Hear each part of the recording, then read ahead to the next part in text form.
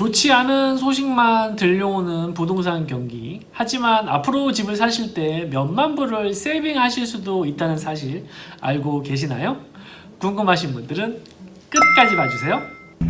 좋아요와 구독 눌러주세요. 구독은 사랑입니다. 사랑입니다. 구독은 사랑입니다. 구독은 사랑입니다. 구독은 사랑입니다.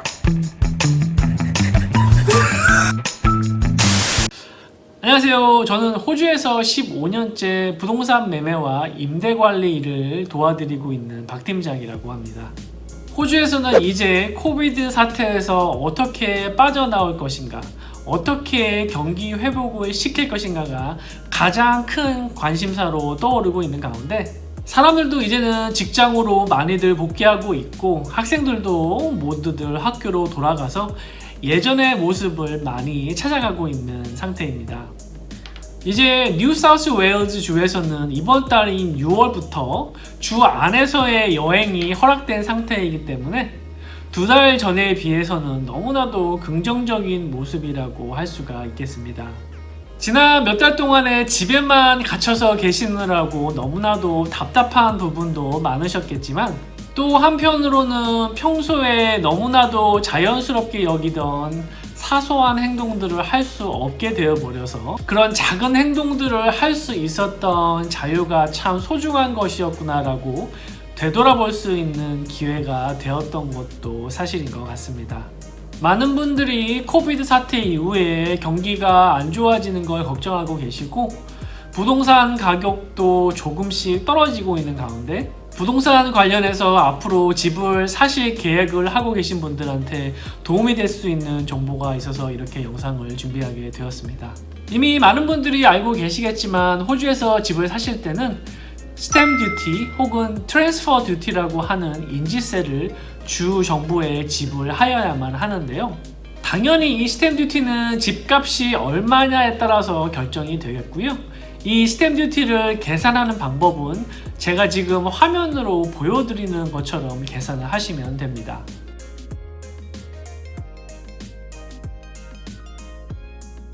언뜻 보시기에도 조금 복잡해 보이는데요. 인터넷에 스탬 듀티 칼큘레이터라고 검색을 하시면 아주 많은 웹사이트들에서 자동으로 계산을 해주니까 편하게 이용을 하시면 될 것 같고요. 진짜 가장 간단하게 말씀을 드리면 집값의 4% 플러스 마이너스라고 대략적으로 계산을 해보실 수 있을 것 같습니다. 즉 50만 불짜리 집을 사실 때는 4%가 조금 되지 않는 18,000불을 내셔야 하고요. 100만 불짜리 집을 사실 때는 4%가 조금 넘는 4만 불이 넘는 금액을 지불하셔야 합니다.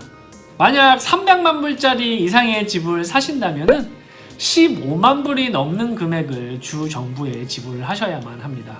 이 인지세는 보통의 경우 집을 사시는 계약을 체결하고 난 후 3개월 안에 지불을 하셔야만 하고요.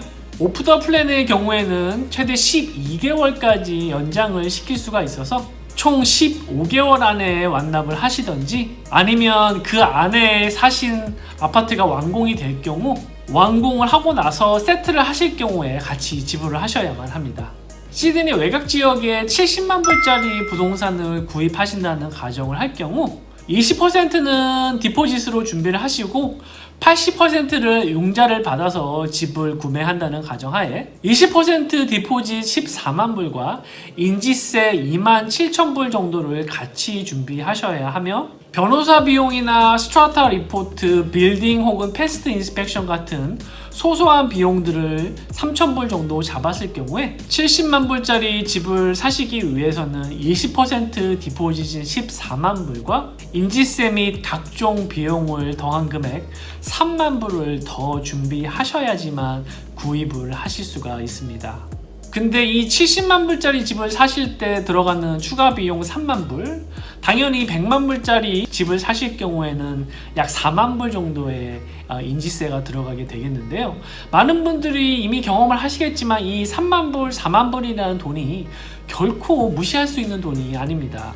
보통 시드니에서 연봉 5만 불에서 7만 불 정도를 받아서 생활하시는 분이 렌트비 내고 생활비까지 내시면서 3, 4만 불의 돈을 모은다는 것은 결코 쉬운 일이 아닙니다. 당연히 얼마만큼 아껴 쓰고 모으냐에 따라 틀려지겠지만 제가 생각하기에는 최소한 몇 년, 많게는 5년 이상까지도 걸릴 수 있는 돈이라고 생각을 하는데요. 이 말인 즉슨 20% 디포짓을 이미 다 모으신 상태에서도 자, 이제 그럼 인스펙션을 가서 내가 마음에 드는 집을 한번 골라보자, 이게 아니라 인지세를 준비하시기 위해서 몇 년 동안을 또 돈을 아껴서 모으셔야 된다는 이야기가 되는 것입니다. 집을 사시기 위해서 계획을 세우시는 분들한테는 정말 실망스럽고 다운되는 이야기가 아닐 수가 없는데요. 즉, 투자용 집을 마련하고 싶은 사람들을 시장에 진입하는 것을 막는 벽 같은 존재로 작용하고 있었다고 해도 과언이 아닐 정도로 큰 부담스러운 비용으로 받아들여지고 있는 것이 사실입니다. 하지만 이런 상황은 비단 집을 투자용으로 마련하시려는 분들한테만 적용되는 게 아니라 집을 더 큰 집으로 업그레이드 하시려는 분들, 심지어는 집을 더 작은 집으로 다운그레이드 하시려는 분들한테까지도 꺼려지게 만드는 아주 안 좋은 세금이라는 말이 많을 정도로 사람들이 집을 사고 파는 것을 방해하는 큰 요인이었다는 것이 지배적인 의견이었습니다. 이런 이유에서 많은 경제학자들과 부동산 관계자들, 그리고 뉴사우스웨일즈의 재무장관, 그리고 각종 정보 관료들까지도 정말 최악의 세법이라고 많이 이야기를 해왔던 게 사실입니다. 이런 인지세가 코로나 바이러스 때문에 발생한 경제 불황을 타개하기 위한 경기 부양책으로서 다시 한번 거론되고 있는 것은 어떻게 보면 당연한 일일 수도 있는데요.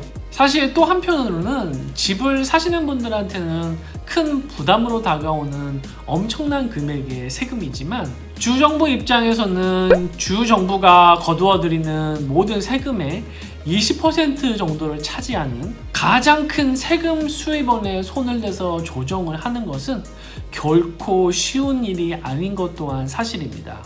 지금 보여드리는 그래프는 주별로 인지세로 걷어들인 수입을 비교한 것인데요. NSW주를 살펴보면 부동산 경기가 좋았던 2011년부터 2017년까지 거의 매년 1빌리언이 넘는 세액의 증가가 있었으며 2016년, 2017년, 그리고 2017년, 2018년 파이낸셜 이어에는 9빌리언에 달하는 세금이 이 인지세를 통해서 들어온 것을 보실 수가 있습니다. 빅토리아주도 뉴사우스웨일즈주와 비슷한 곡선을 보여주고 있으며 2017년, 2018년 파이낸셜 이어에 최고치인 7.2 빌리언을 기록하였습니다. 한 가지 고무적인 사실은 다른 주들에 비해서 이 인지세로 엄청난 수입을 거두어들이고 있는 빅토리아와 NSW 이 두 개의 주에서 이번에 이 세제 개혁안에 적극적으로 찬성하고 있다는 사실입니다. 사실 어떻게 보면 이 인지세가 세금 수입원의 큰 부분을 담당하고 있는 것은 사실이지만 집이 사고 팔려야만 세금이 발생한다는 이 점 때문에 부동산 경기가 좋을 때는 수입이 많아지지만 부동산 경기가 안 좋아지면 세금이 급격하게 줄어드는 단점 때문에 주 정부들이 이번 개혁안의 적극적인 이유 중에 하나라고 생각해 볼 수가 있는데요. 지금 나가는 그래프를 보시면 어떤 때는 모든 세금 수입의 22%를 넘게 차지하던 인지세가 또 어떤 해에는 15에서 16%까지 떨어지는가 하면 또 계속해서 전체 세금의 20%대를 몇 년 동안 차지하다가 갑자기 부동산 경기가 안 좋았던 2018년, 2019년에는 18%까지 떨어진 것을 보실 수가 있습니다. 아마도 정부 관료들은 매년 따박따박 들어오는 안정적인 세금 수입원이 장기적으로 봤을 때는 더 효과적이고 예산을 집행하는 데도 훨씬 수월할 것이며 이런 점들이 이번 예산안 개혁을 추진하는데 가장 큰 이유 중에 하나가 되었을 것이라고 생각을 합니다.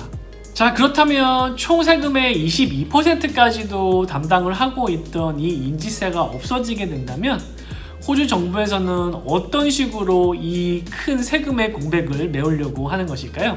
아직까지 정확하게 정해지지는 않았지만 가장 설득력이 있어 보이는 의견은 랜드 텍스를 개혁해서 이 인지세로 생기는 빈틈을 메꾸어 보겠다는 의견인데요. 제가 예전에 올렸던 호주 랜드 텍스에 관한 영상을 이 영상의 마지막에 링크로 올려드릴 테니까 랜드 텍스에 관해서 좀 더 자세하게 알고 싶으신 분들은 이 영상을 다 시청하고 나셔서 그 영상도 보시면 도움이 되실 것 같습니다. 정부에서는 지금 시행하고 있는 랜드텍스 제도를 개편을 해서 지금 랜드텍스를 내고 있지 않은 사람들도 모두 랜드텍스를 내도록 하는 방향으로 계획을 짜고 있는 것으로 알려졌는데요. 당연히 매년 얼마만큼의 랜드텍스를 내느냐는 얼마만큼의 비싼 부동산을 소유하고 있느냐에 따라서 결정이 될 것으로 보이고요.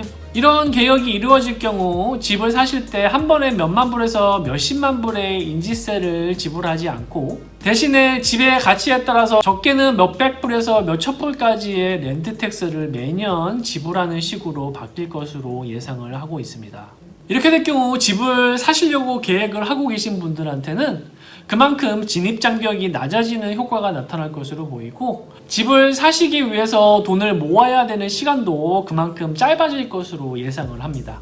또한 정부 입장에서도 매년 들쑥날쑥하던 세금 대신에 집을 소유하고 있는 모든 사람들한테서 매년 똑같은 금액의 세금을 걷어들일 수가 있고 그동안에는 집이 팔려야지만 걷어들일 수 있던 세금이 집이 존재하고 있는 것만으로도 세금을 걷어들일 수가 있게 되기 때문에 장기적으로 봤을 때 정부 입장에서도 더 많은 금액의 세금을 더 안정적으로 걷어들일 수 있는 길이 될 수도 있을 것으로 보입니다.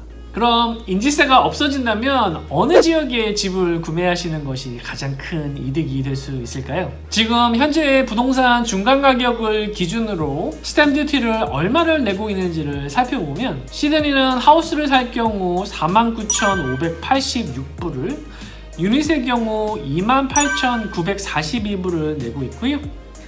멜번은 하우스의 경우 51,171불을 유닛의 경우 28,328불을 내고 있는 걸로 나타났습니다.